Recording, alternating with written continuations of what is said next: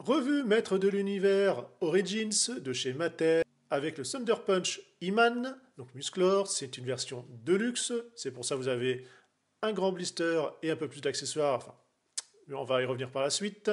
On voit en fond le mini-comic.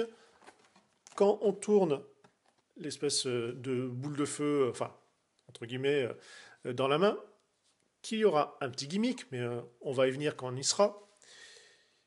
En espérant qu'ils ne soient pas chez Mattel Création, ceux-là, parce que sinon les stocks ils vont encore partir à une vitesse pas possible quand je vais vouloir les choper, enfin s'ils sortent. Le mini comics américain, à nouveau on a les bulles. Le petit flyer, vous avez l'habitude, puisqu'on peut enlever et mélanger les éléments. Vous avez ici tout simplement le gimmick translucide, le glaive I have the power en doré. Alors ça mériterait un doré un peu plus pétant. Là par contre clairement il va avoir droit à un petit coup de Gundam marqueur.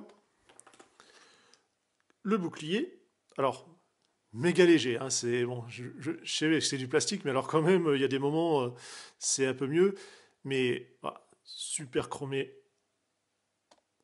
Ça le fait franchement. Parce qu'il y a quand même plus beaucoup de jouets depuis des années qui mettent du chrome, alors surtout sur une grande surface comme ça, encore une belle attention tout simplement pour les collectionneurs et les vieux. Musclor, donc He-Man, ici, voilà, vous avez l'habitude, ici, rotation, ça va pouvoir se plier, je ne force pas comme d'habitude, parce que tout simplement c'est encore neuf et très raide. Là, alors c'est normal, on ne peut pas le tourner comme on veut, j'y reviens tout de suite après. Les jambes, on peut aller un peu plus loin, pareil, genou, lui, voilà.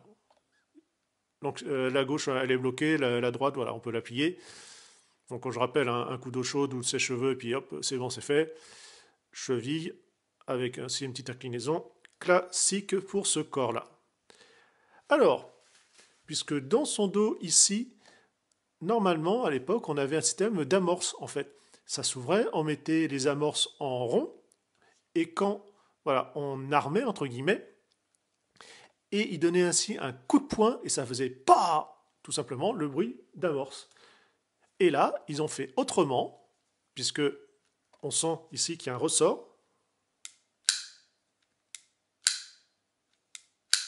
Déjà, on entend le premier, voilà, c'est qu'on est au bout, et c'est pas juste le ressort, on a vraiment l'impact, et c'est génial.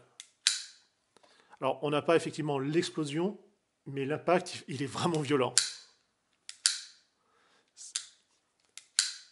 Alors, bien sûr, c'est orienté collectionneur, c'est pour ça qu'il y a une attention, et ça reste, on va dire, une petite production, si on peut dire ça comme ça, entre guillemets, mais quand même, c'est voilà, quand on veut vraiment faire quelque chose de qualitatif dans le packaging, mais également dans, j'allais dire la figurine, mais oui, la figurine et le jouet, on peut.